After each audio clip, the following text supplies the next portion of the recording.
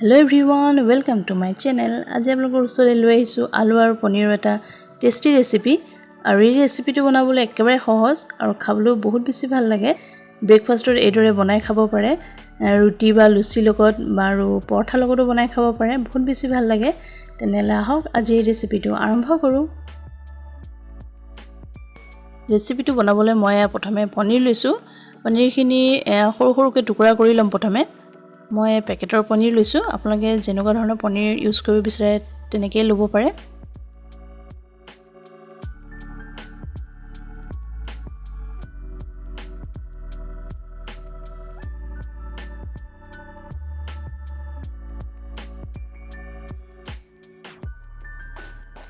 আৰু এইখিনি সৰু সৰুকৈ টুকুৰা কৰি লোৱা মোৰ হৈ গৈছে।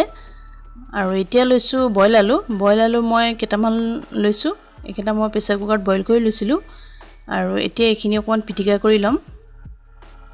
পিটিকাটো বহুত বেছি গুৰি কৰিও নিদো, অলপমান মাজে মাজে গোটা নিচিনা হৈ থাকাকে ৰাখি দিম এয়া। আৰু এতিয়া লৈছো ডাঙৰ সাইজৰ পিয়াজ এটা মিহিমিহিকৈ কাটি লৈছো আৰু নহৰু কেইফুটামান লৈছো, কেঁচা জলকীয়া দুটা লৈছো আৰু বিলাহী এটা লৈছো ডাঙৰ সাইজৰ আৰু আদা আৰু টুকুৰা টুকুৰা কৰি লৈছো। জ্বলা পৰিমাণটো আপোনালোকে কম বেছি কৰি ল'ব পাৰে। এতিয়া এটা মিক্সাৰ জাৰ লৈ লৈছো আৰু এইখিনি ইয়াতে দি গুৰি কৰি ল'ব লাগিব।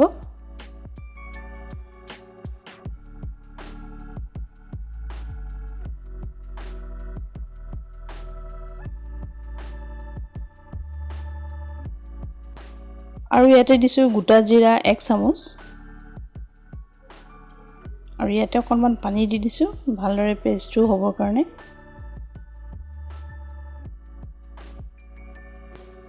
আৰু এইখিনি পেষ্ট কৰি ললো এয়া।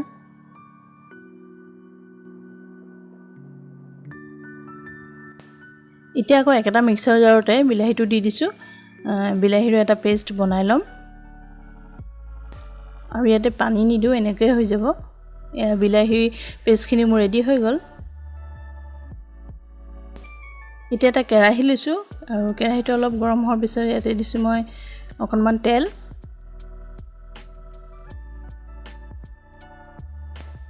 আৰু ইয়াতে মই প্ৰথমে পনীৰখিনি ফ্ৰাই কৰি লৈছো। আপোনালোকে যদি পনীৰখিনি ফ্ৰাই কৰি ল'ব নিবিচাৰে তেনেহলে কেঁচাকে দিলেও হ'ব। মই অকণমানহে ফ্ৰাই কৰি ল'ম এয়া। এটা সাইড হৈছে এয়া উলিয়াই দিছো। এইখিনি ইমানেই ফ্ৰাই কৰিম, ইয়াতকৈ বেছি আৰু ফ্ৰাই নকৰো। এয়া মই নমাই লৈছো। এতিয়া আকৌ একেটা কেৰাহীতে আৰু অলপমান তেল দি দিছো। তেলখিনি অকমান গৰম হ'বলৈ দিয়াৰ পিছত ইয়াতে আদা নহৰু পিয়াজৰ পেষ্টখিনি দি দিছো আৰু এইখিনি অকমান ভাজি ল'ব লাগিব আদা নহৰুৰ গোন্ধটো যোৱালৈকে। এতিয়া ইয়াতে দিছো মই আধা চামুচ জলকীয়া গুড়ি আৰু এইখিনিও ভালদৰে মিলাই লৈছো। আৰু দিছো হালধি গুড়ি 1 চামুচ, নিমখটো নিজৰ আন্দাজ মতে আপোনালোকে দি ল'ব। এইখিনি ভালদৰে মিক্স কৰি লৈছো। আৰু জুইটো একদম ল' ফ্লেমতে ৰাখিব, ল' টু মিডিয়াম ফ্লেম। এতিয়া টমেটো পেষ্টখিনিও দি দিছো। এইখিনি গোটেইখিনি ভালদৰে অকমান ভাজি ল'ব লাগিব।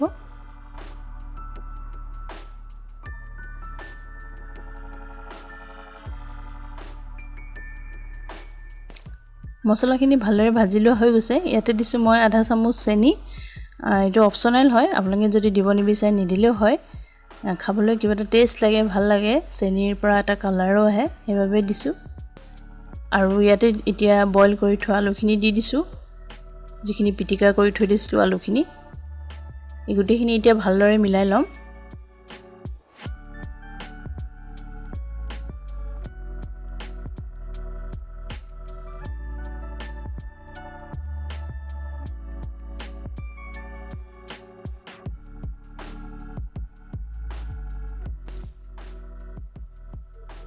ইয়াতে আৰু অকমান নিমখ দি দিছো। অথনি নিমখ অকণমান দিছিলো, সেইবাবে এতিয়া আলুখিনি দিয়াৰ পিছত আৰু অকণমান নিমখ দি দিছো।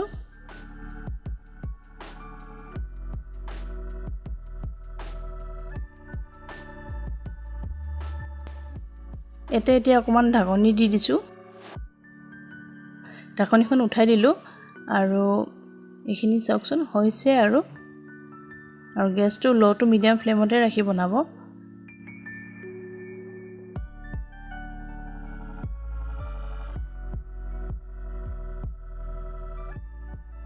ইয়াতে এতিয়া মই অকণমান পানী দিছোঁ বহুত বেছি পনীয়া কৰি দিলেও ভাল নালাগে সেইবাবে মই পানী বহুত বেছি নাই দিয়া ইয়াতে মই আৰু অকণমান দিব লাগিব এয়া আৰু অকণমান দি দিছোঁ মই আৰু ইমানেই ৰাখিম ইয়াতকৈ বেছি আৰু পানী নিদিওঁ